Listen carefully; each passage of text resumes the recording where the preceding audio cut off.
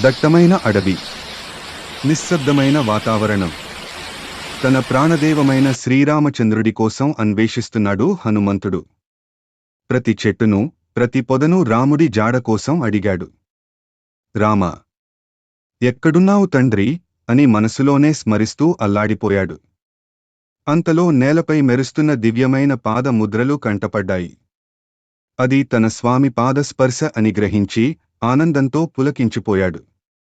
భక్తితో ఆ పాదముద్రలను తాకి కన్నీటితో అభిషేకం చేశాడు. ఆకాశం వైపు చూస్తూ చేతులు జోడించి రామా, రామా అంటూ ఆర్తిగా పిలిచాడు. అదిగో, ఆ దివ్య కాంతిలో సాక్షాత్తు శ్రీరామచంద్రుడే ప్రత్యక్షమయ్యాడు. హనుమంతుడి నిరీక్షణ ఫలించింది. పరుగున వెళ్లి తన సర్వస్వమైన రాముడి పాదాలపై వాలిపోయాడు. ప్రభువు ఆప్యాయంగా తన భక్తుడిని భుజాలు పట్టి పైకి లేవనెత్తి ప్రేమతో గుండెలకు హత్తుకున్నాడు. ఆ దివ్యమైన ఆలింగనంలో హనుమ జన్మ ధన్యమైంది. సీతమ్మ తల్లి జాడ కనుక్కునేందుకు రాముడు తన పేరు చెక్కిన ఉంగరాన్ని హనుమకు గుర్తుగా ఇచ్చాడు. ఇక హనుమంతుడి ప్రయాణం మొదలైంది. మహేంద్రగిరిపైకి చేరి అపారమైన శక్తిని కూడగట్టుకుని ఒక మహాశక్తిలా ఆకాశంలోకి ఎగిరాడు. సముద్రాలను దాటుకుంటూ రావణుడి బంగారు లంకలో అడుగుపెట్టాడ. అశోకవనంలో శోకంతో కుంగిపోయిన సీతమ్మ తల్లిని చూశాడు. ఒక చిన్న రూపంలో చెట్టు కొమ్మల మధ్య దాక్కుని రాముడి ఉంగరాన్ని మెల్లగా ఆమె ముందు జారవిడిచాడు.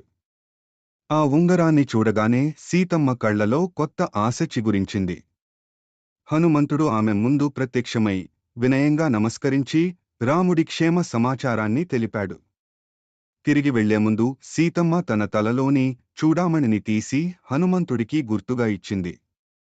కాని రావణుడి అహంకారాన్ని సహించలేని హనుమ తన తోకకు పెట్టిన నిప్పుతోనే లంకను దహనం చేశాడు.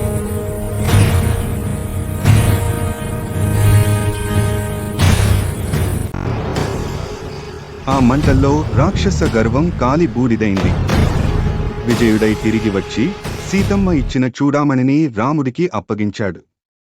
తన ప్రియసఖి క్షేమంగా ఉందని తెలిసి రాముడు భావోద్వేగానికి లోనయ్యాడు.